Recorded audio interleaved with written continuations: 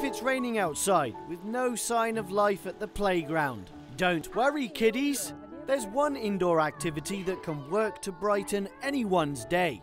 Story time! Let's have some story time fun.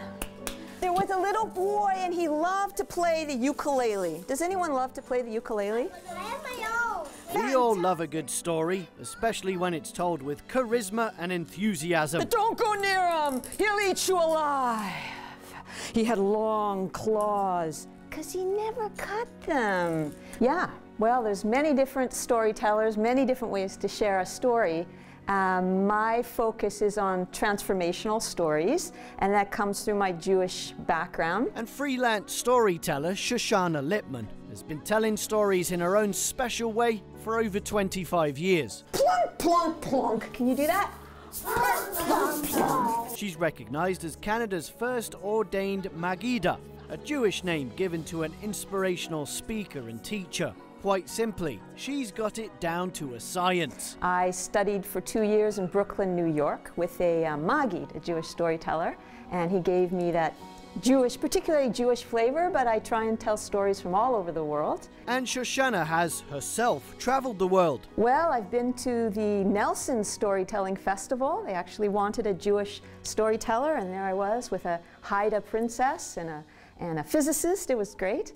I've also told stories in New Zealand at the southernmost synagogue in the world, and I've told stories in Montreal for the TD Children's Book Week Festival.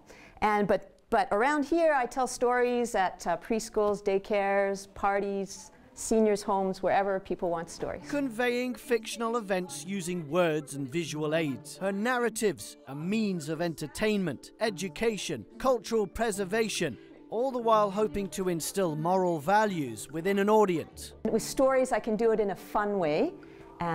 They've been in our tradition for thousands of years, but in the 1700s it became really strong as a way of reaching out to people wherever they are in a fun, friendly, uplifting way. She actually started out as a stand-up poet in Olympia, Washington.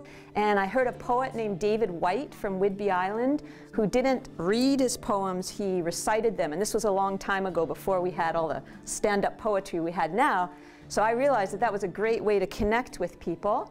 And when I moved to Victoria, I joined the Victoria Storytellers Guild, because they don't read stories, they tell them. He decided to dig, and he dig, and he dug, and he dug, and he dug. Excellent dig. At the Esquimalt Public Library, this small group of kiddies are fully immersed in a story about a dragon. Zoop, zoop. Can you do that?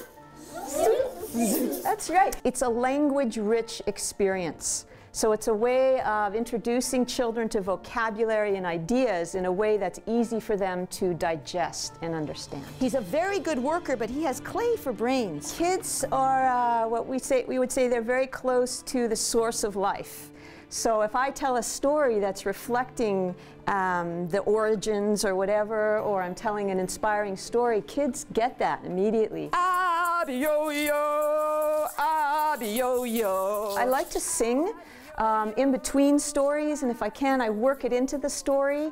I once heard that people who sing together go to the doctor less. So it's a way for people to enjoy each other's company, but also because stories are very linear, you have to focus. And singing is much more easy on the mind and on the heart. And so I like connecting in that way as well, and give people kind of a break in between the stories. John, what do you like about story time?